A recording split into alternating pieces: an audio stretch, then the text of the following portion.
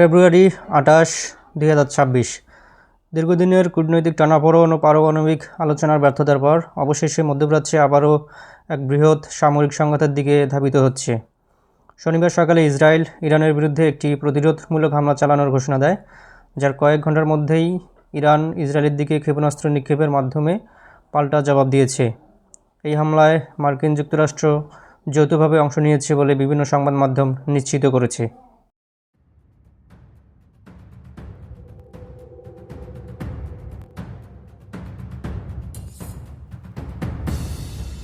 স্থানীয় সময়ে শনিবার সকালে ইরানের রাজধানী তেহরান সহ দেশটির একাধিক শহরে বিস্ফোরণের শব্দ শোনা যায়। ইসরায়েলের প্রতিরক্ষামন্ত্রী কার্টোস এক বিবৃতিতে জানান, ইসরায়েল রাষ্ট্র ইরানের হুমকি দূর করতে একটি প্রতিরোধমূলক হামলা চালিয়েছে। এই হামলার লক্ষ্যবস্তু সম্পর্কে বিস্তারিত না জানালেও তেহরানের কেন্দ্রস্থলে ধোঁয়ার কুণ্ডলী উঠতে দেখা গেছে। এদিকে ইরানের আকাশ প্রতিরক্ষা বাহিনী দাবি করেছে যে তারা তেহরানের উপর দিয়ে ক্ষেপণাস্ত্র ও ড্রোন ভূপাতিত করেছে এবং এই হামলা ব্যর্থ করে দিয়েছে। তবে আন্তর্জাতিক সংবাদ মাধ্যমের খবর অনুযায়ী ইরানের পার্লামেন্টের জাতীয় নিরাপত্তা কমিশনের প্রধান ইব্রাহিম আজিজি এক্স সাবেক টুইটার এক পোস্টে হুঁশিয়ারি উচ্চারণ করে বলেন, আমরা সতর্ক করেছিলাম, এখন আপনি এমন একটি পথে হাঁটতে শুরু করেছেন যার শেষ আর আপনার নিয়ন্ত্রণে থাকবে না। সর্বশেষ খবরে ইরান ইসরায়েলের দিকে ক্ষেপণাস্ত্র নিক্ষেপ শুরু করেছে বলে জানা গেছে, যা পরিস্থিতিকে আরও চরমে নিয়ে গেছে। পাল্টা হামলার আশঙ্কায় ইসরায়েল জুড়ে জরুরি অবস্থা জারি করা হয়েছে। দেশটির স্কুল কলেজ বন্ধ রাখা, জনসমাগম নিষিদ্ধ এবং অপ্রয়োজনীয় কর্মস্থল বন্ধ রাখার নির্দেশ দেওয়া হয়েছে। তেল আবিবের কাছে অবস্থিত বেন গুরিয়ন বিমানবন্দরে সব ধরনের উড্ডয়ন ও অবতরণ বন্ধ রাখা হয়েছে এবং জনগণকে বিমানবন্দরে না আসার জন্য বলা হয়েছে। এই হামলার সরাসরি কারণ হিসেবে ইরানের ক্রমবর্ধমান পারমাণবিক কর্মসূচি ও ক্ষেপণাস্ত্র উন্নয়নকে চিহ্নিত করা হয়েছে। ইসরায়েল দীর্ঘদিন ধরেই ইরানের পারমাণবিক স্থাপনা ধ্বংস করার হুমকি দিয়ে আসছিল। এর আগে ফেব্রুয়ারি মাসে ইরানের পারমাণবিক কর্মসূচি নিয়ে ওমানের মধ্যস্থতায় যুক্তরাষ্ট্র ও ইরানের মধ্যে নতুন করে পরোক্ষ আলোচনা শুরু হয়েছিল। ইসরায়েল এই আলোচনার তীব্র বিরোধিতা করে যাচ্ছিল এবং দাবি করছিল যে কোনো চুক্তিতে ইরানের পারমাণবিক স্থাপনা সম্পূর্ণভাবে ধ্বংস করার শর্ত অন্তর্ভুক্ত করতে হবে। শুধু সমৃদ্ধিকরণ বন্ধ করাই যথেষ্ট নয়। বিশ্লেষকদের মতে কূটনৈতিক প্রক্রিয়া ব্যর্থ হওয়ার আগেই সামরিক পদক্ষেপ নেওয়ার কৌশলগত সিদ্ধান্ত থেকেই এই হামলা চালানো হয়েছে।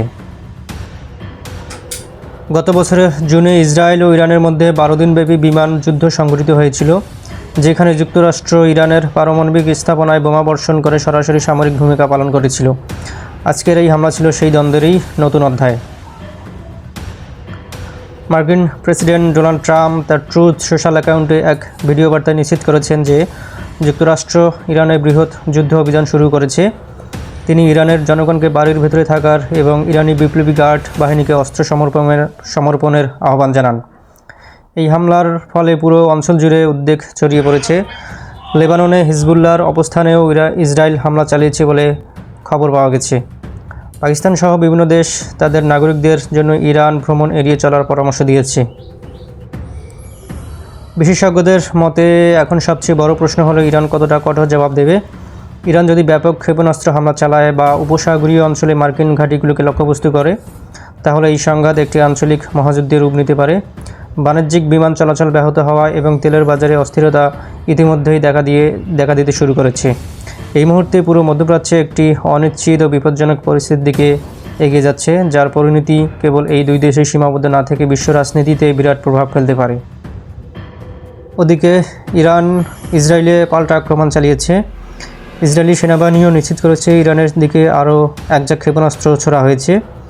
ইরানের IRGC বা বিপ্লবী গার্ড বাহিনী নিশ্চিত করেছে তারা মার্কিন ইসরায়েলি হামলার পর ইসরায়েলের দিকে ক্ষেপণাস্ত্র ড্রোন হামলা চালিয়েছে। বিবৃতিতে আরও বলা হয়েছে, ইসলামী প্রজাতন্ত্র ইরানের বিরুদ্ধে শত্রু অপরাধীদের আগ্রাসনের প্রতিক্রিয়ায় দখলকৃত অঞ্চলের দিকে ব্যাপক ক্ষেপণাস্ত্র ড্রোন হামলার প্রথম ধাপ শুরু হয়েছে। শনিবার সকালে ইরানের বিভিন্ন স্থানে একযোগে হামলা শুরু করে ইসরায়েল ও যুক্তরাষ্ট্র। ইরানের সর্বোচ্চ নেতা আয়াতুল্লাহ আলী খামেনির কার্যালয়ের সামনে একটি বিস্ফোরণের ঘটনা ঘটেছে। হামলা হয়েছে প্রেসিডেন্টের কার্যালয়ের সামনেও, তবে তারা নিরাপদ স্থানে রয়েছেন বলে খবরে জানানো হয়েছে। আমরা চেষ্টা করব ইরান এবং ইসরায়েলের সাম্প্রতিক যুদ্ধ নিয়ে বাস্তবসম্মত খবর আপনাদের কাছে দ্রুত পৌঁছে দেওয়ার। তাই চ্যানেলটি সাবস্ক্রাইব করে সাথে থাকুন।